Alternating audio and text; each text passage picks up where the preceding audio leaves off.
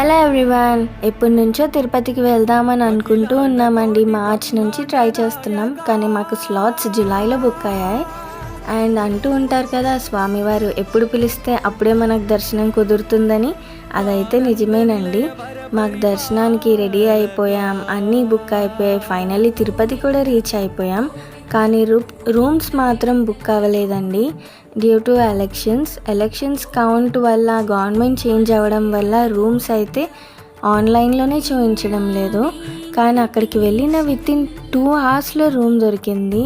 అది స్వామివారి అనుగ్రహమో ఏంటో తెలీదు. మేము ఇక్కడ 2 దర్శనాలు బుక్ చేసుకున్నామండి. ఒకటి కళ్యాణకోట దర్శనం అండ్ సెకండ్ వచ్చేసి 300 రూపీస్ స్పెషల్ దర్శనం. ఫస్ట్ డే కళ్యాణకోట దర్శనానికి రెడీ అయిపోయి వెళ్ళిపోయాం. అండ్ అక్కడ ఏకాంత సేవ నడుస్తుంది కాబట్టి మా లైన్ ఆగింది. దర్శనం అయితే చాలా బాగా జరిగింది.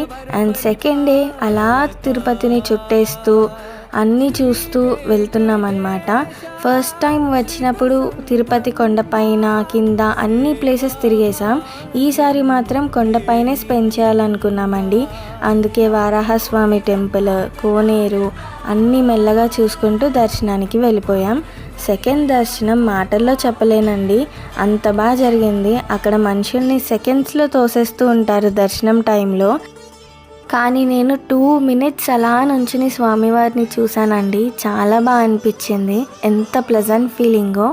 అండ్ రిటర్న్లో మాకు టికెట్స్ డైరెక్ట్గా కాకినాడ దొరకలేదు. ముందు విజయవాడలో దిగాము.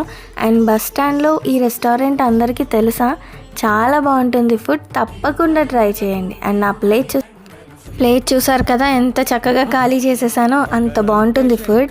అండ్ మీకు రూమ్ డీటెయిల్స్ క్లియర్గా కావాలి, ఎలాగ తొందరగా తీసుకోవాలి అని చెప్పి క్లారిటీగా డీటెయిల్స్ కావాలంటే కమెంట్ చేయండి, ఇంకో వీడియోలో చెప్తాను.